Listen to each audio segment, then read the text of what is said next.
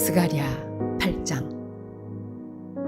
만군의 여호와의 말씀이 임하여 이르시되, 만군의 여호와가 이같이 말하노라. 내가 시온을 위하여 크게 질투하며 그를 위하여 크게 분노함으로 질투하노라. 여호와가 이같이 말하노라.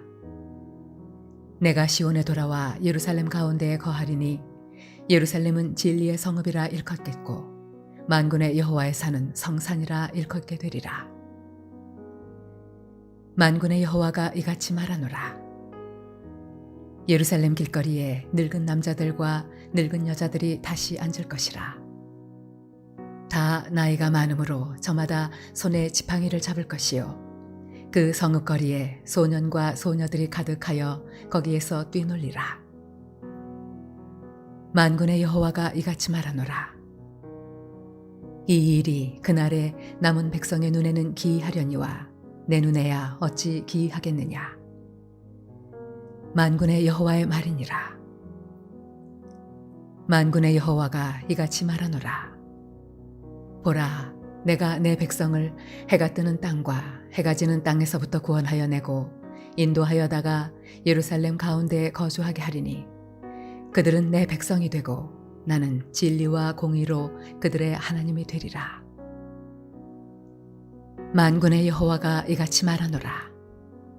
만군의 여호와의 집 곧 성전을 건축하려고 그 지대를 쌓던 날에 있었던 선지자들의 입의 말을 이날에 듣는 너희는 손을 견고히 할지어다. 이날 전에는 사람도 삭슬 얻지 못하였고 짐승도 삭슬 받지 못하였으며 사람이 원수로 말미암아 평안히 출입하지 못하였으니 내가 모든 사람을 풀어 서로 치게 하였느니라.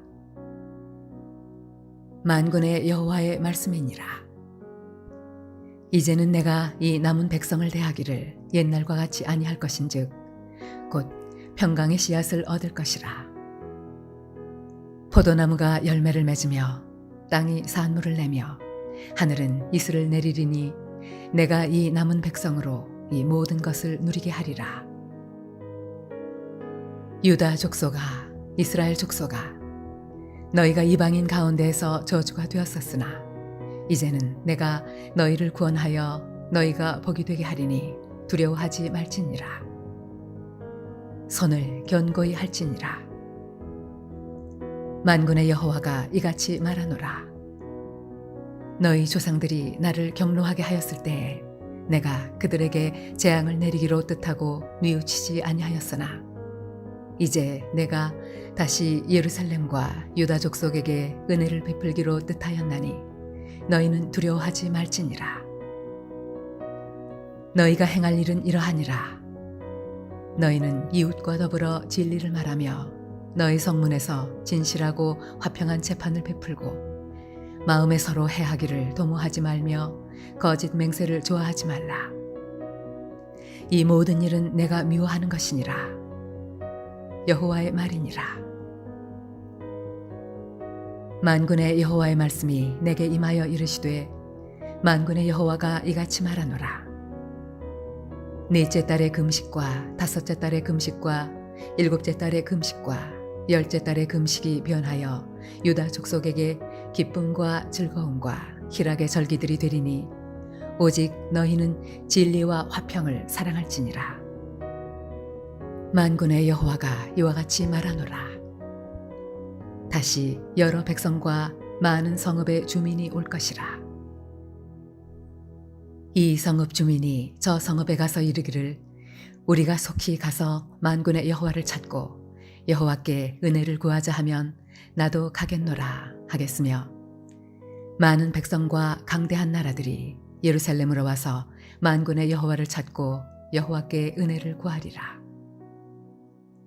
만군의 여호와가 이와 같이 말하노라.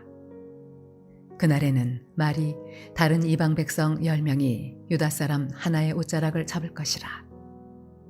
곧 잡고 말하기를 하나님이 너희와 함께 하심을 들었나니 우리가 너희와 함께 가려 하노라 하리라 하시니라.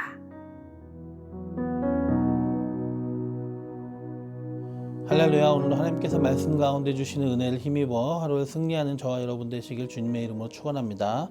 오늘 함께 보실 하나님 말씀은 구약성경 스가랴 8장 9절에서 13절 말씀입니다. 스가랴 8장은 이스라엘의 회복의 약속과 또 순종을 요구하시는 내용이 있고요. 또 이전에 금식하며 슬퍼했던 것이 기쁨과 즐거움의 절기가 되도록 회복시키시고 또 열방으로부터 하나님이 함께 하시는 백성이라고 인정받게 된다는 것을 보여주고 있는 말씀입니다. 이 스가랴 8장이 선포됐을 때의 상황은 학개서 2장에 성전 지대를 놓은 날로부터 약 2년 정도가 흐른 후입니다. 아직 성전 재건이 진행되고 있었습니다. 2년 동안 아마 많이 힘들었을 겁니다. 이 당시는요, 포로 귀환하고 나서 많이 황폐화되어 있던 상황이었습니다. 시간상으로 보면 느헤미야서 이전 시기입니다. 성전도 아직 다 지어지지 않았고요. 예루살렘 성벽은 다 무너져 있고 그 말 그대로 폐허인 상황이에요. 그래서 사실 이스라엘 백성이 성전 짓기 전에 자기 먹고 사는 문제를 먼저 찾았던 것이 이해가 되는 상황이기도 합니다. 근데 그런 상황에서 학개와 스가랴 선지자의 독려를 통해서 드디어 성전 지대가 놓이고요. 약 2년간 공사가 힘들게 진행되던 상태인데요. 많이들 지쳐갈 때쯤에 하나님이 말씀을 주신 겁니다. 본문 9절에 보시면 너희는 손을 견고히 할지어다 라고 말씀하시고요. 또 13절 후반부에도 똑같이 강조하시면서 손을 견고히 하라. 그래서 무슨 손을 견고히 하라? 성전 짓는 일을 감당하는 그것을 계속해서 힘써서 하라는 겁니다. 포기하거나 무너지지 말고 힘을 내서 지금 하는 그 일을 잘 감당해라 하는 그 말씀입니다.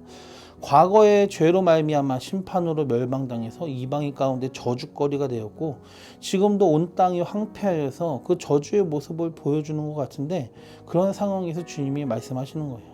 이제 너희를 구원하리니 너희가 복이 될 것이다. 이전까지는 너희가 정말 저주거리가 되었지만 이제는 아니다. 이젠 너희가 복이 될 것이다 라고 13절에 말씀하고 있습니다. 그들은 정신 차리고 마음을 여호와께로 돌이켰고요. 하나님의 임재의 상징인 성전 건축을 힘쓰는 백성이 되었고요. 그런 그들에게 해주신 말씀이에요. 위로와 함께 축복의 약속을 하신 겁니다. 이젠 너희가 복이 될 것이다. 과거의 이스라엘은 여호와 하나님을 버렸습니다. 그래서 하나님께 버림받았습니다. 하나님의 자비로 70년 만에 포로 생활에서 돌아왔지만 여전히 하나님을 마음에 품지 못하고 학개서에서 보았던 것처럼 자기 집 짓고 먹고 사는데 마음이 바빴었던 것입니다. 하나님을 뒷전으로 한 채 먹고 사는 일을 해결하기에 힘썼으나 여의치 않았습니다. 그래서 더 안 좋아졌습니다. 곡식이 마르고 우박은 쏟아지고 결국 농사도 성공하지 못했습니다. 마태복음 6장 31절 32절에 이런 원리를 주님께서 말씀하십니다. 그러므로 염려하여 이르기를 무엇을 먹을까 무엇을 마실까 무엇을 입을까 하지 말라. 이는 다 이방인들이 구하는 것이라 너희의 하늘아버지께서 이 모든 것이 너희에게 있어야 할 줄 아시느니라. 그런즉 너희는 먼저 그의 나라와 그의 의를 구하라. 그리하면 이 모든 것을 너희에게 더하시리라 말씀하셨습니다.